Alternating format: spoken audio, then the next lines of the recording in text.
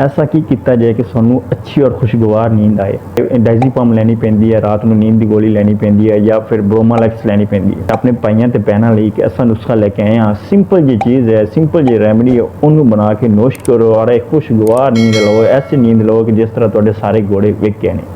अच्छा जी, सब तो पहले लोगों नींद ना आना कितना बेचैन कर दिया है। अगर लोग जो रात को नींद लेंदे ने, अगर नींद नहीं आती तो सुबह वो काम काज करते हैं तो वो स्ट्रैस च रहिंदे ने, बेचैनी च रहिंदे ने, उन्हां दा काम कार च दिल लगता ही नहीं और बेचैन रहंदे ने।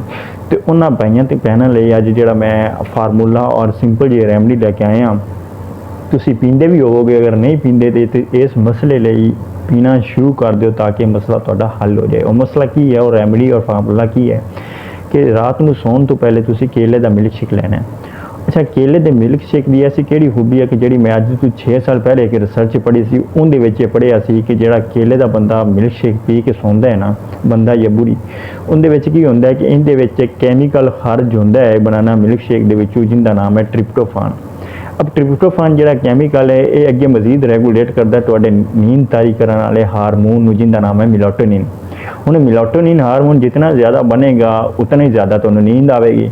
और वो मेलाटोनिन हारमोन इतना ज़्यादा कौन बनाता है? और ट्रिप्टोफान बनाता है। तो ट्रिप्टोफान ज़्यादा कितों खारज हो रही है? केले के मिल्क शेक तो हो रही है।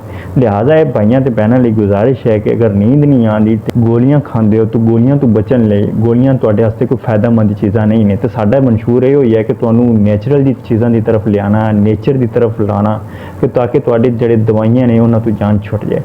तो केले का मिल्क शेक भाइयों तो बहनों एक गिलास रात को रोज़ाना सोने तो पहले पीना जे, तो फिर नींद तुहानूं ऐसी आएगी तुसीं मैनूं दुआवां च याद रखोगे। तो यह साडी वीडियो अज दी सी स्पैशल तुहाडी नींद के उपर। अपनी नींद का ख्याल रखो, अपनी सेहत का ख्याल रखो। तो अगली वीडियो तक सानूं इजाज़त दे दिओ। अल्लाह हाफिज़।